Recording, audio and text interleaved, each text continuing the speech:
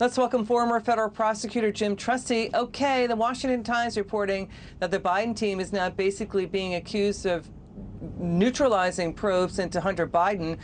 One of the Biden's closest family members, family political advisors and legal advisors, Alexander Mackler, he's now on the Justice Department transition team for Joe Biden, but he was a prosecutor in the Delaware U.S. Attorney's Office in 2018, the same year the DOJ was looking into whether Hunter Biden had cheated on his taxes. What's going on here?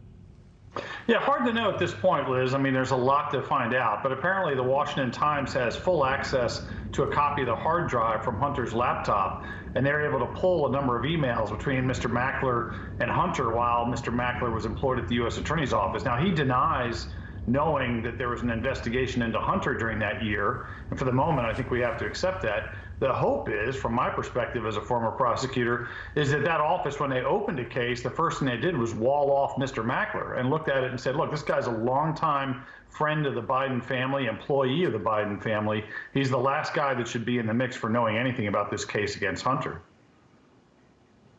So now, could he block probes into Hunter Biden for, they're looking reportedly into money laundering allegations involving Hunter Biden's laptop. Unclear if he is the target. I mean, this guy, Alexander Mackler, reportedly gave Hunter Biden numerous top political players in the Democrat Party contact phone numbers, reportedly, so he could call them to do business dealings, call those individuals to do business dealings.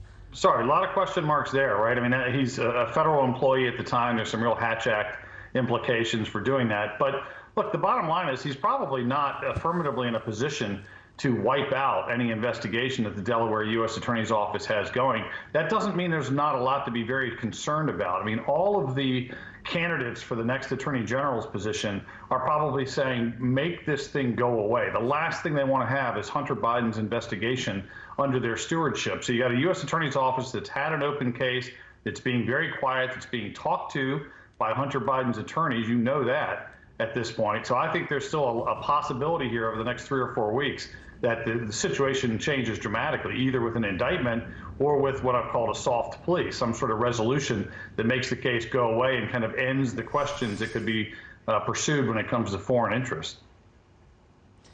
And Jim, separate from that, Congress just recently outlawed the use of off-balance sheet shell companies because they tend to be used to hide the money flows and use in things involving money laundering.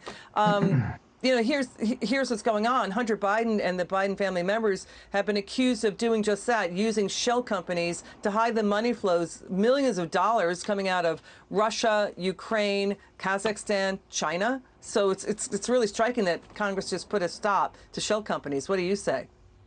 Yeah, I mean, look, shell companies aren't per se illegal, but when they're used to manipulate and hide money trails, they're a big clue. So I think there's a lot to look at in terms of the Biden money trail coming into these shell companies.